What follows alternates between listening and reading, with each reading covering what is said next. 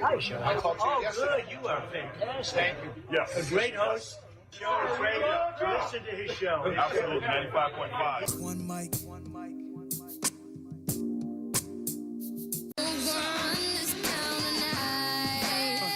Ladies and gentlemen, the Shelley Winter Show, live, local, topical, and relevant, my friends. We are here till 9 o'clock.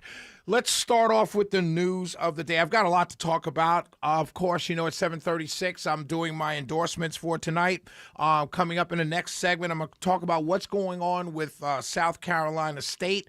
And I want to talk a little bit about HBCUs, and also I've got a lot more to talk about. So just stick with me until 9 o'clock. Let's talk about the AJC poll. I told you last night it was dropping today for the Republican governor side. That drops today. Rick Jackson coming in at 27%, and Burt Jones coming in at 25%. Brad Raffensperger is at 14%, and Chris Carr remains at 3%. Not, when I say remains, I mean remains in single digits is what I should have said. And everybody else, as interestingly enough, Thomas Williams is at 1%. And I don't know about any of you, but I just found out Thomas Williams was even running for governor when I watched the debate. I had no idea this guy was even running for governor, and he's at 1%. Which, okay, let me say this. In any other election cycle, okay, Chris Carr would be polling towards the top, okay? Rick Jackson jumped into this race, right? Rick Jackson jumped into this race at the urging of what I would call the Georgia political Republican establishment, if you will, right? The Nathan Deals, the Sonny Perdue's, people like that. He jumped into the race because they did not, quite honestly, and this is my opinion, they did not want to see Burt Jones win, right? They've never really liked Burt. Burt has always kind of been outside the club, if you will, especially since Burt came out so strongly in 2015 for Donald Trump. And you know, this political establishment here in Georgia, they're not very happy with Donald Trump, and they've never really been happy with Donald Trump. The people have kind of made them hold their water and in criticism of Donald Trump, but the people, the voters, the base has pretty much made them kind of keep quiet about their criticisms of Donald Trump. And I understand it. Donald Trump is not for everyone. So they urged Rick Jackson to jump in the race. And Nathan Deal just came out and endorsed, who is it? Nathan Deal came out and endorsed Chris Carr, right? Yes. And that happened the other day. Let's see. Yes. I'm pretty sure that is what's going on here. And Nathan Deal endorsed Chris Carr.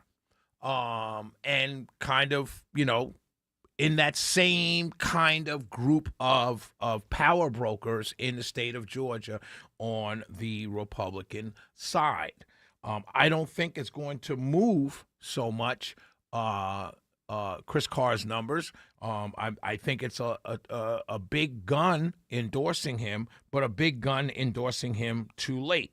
That's what I believe. I'm not sure of that because early voting just started last Monday, but I think it's going to play out that endorsement may have come too late. But we will see. The winner in this poll of AJC poll was actually undecideds.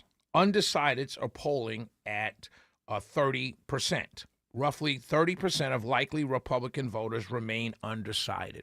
That means it's number one. Undecided is number one. Now, who are the undecideds? This is what we have to talk about. Are these people sitting on the sidelines waiting to make a decision? They're estimating that $100 million in spending, $100 million has been spent on this gubernatorial race, primarily between Jackson and Burt Jones, primarily by Rick Jackson. $100 million has been spent. not primarily, but a lot of it by Rick Jackson. But $100 million between Rick Jackson and Burt Jones. $100 million. And Burt and Rick Jackson could only secure little over half the voting Republican voters. 30% remain undecided. Who are these people that are undecided? I believe that I know who the undecideds are. I believe that the undecideds are not Carr voters or Raffensperger voters. Now, understand this. These are not people who have made a decision who just haven't voted yet. This poll was taken Friday and Saturday of last week, before the debates, I believe, or Thursday and Friday. But it was before the debates, and it was before Monday. So these are not people who just haven't voted yet. These are people, when the pollster called them, who do you like? They said, I don't know yet. This is what they're, the Republican voters, right? These are likely Republican voters. So the question is, who are they? Hundreds of millions of dollars have been spent. They know the players. They know who Brad Raffensperger is. They know who Chris Carr is. They know who Rick Jackson is, because he spent so much money to get name recognition. He's probably got higher name recognition in percentage-wise than anybody else because of the money he spent in a short period of time. And they know who Burt Jones is. So why are they undecided? I'll tell you why. I'll tell you why. And it has nothing whatsoever to do with the four candidates. They're undecided because they're mad. That's what it is. Rick Jackson and Burt Jones are running under the Trump banner, if you will. Carr and Raffensperger are not under the Trump banner, if you will. So why are they undecided? It's because they're mad at the Republican Party. I'm telling you. MAGA is mad at the Republican Party because they haven't done MAGA stuff here in Georgia.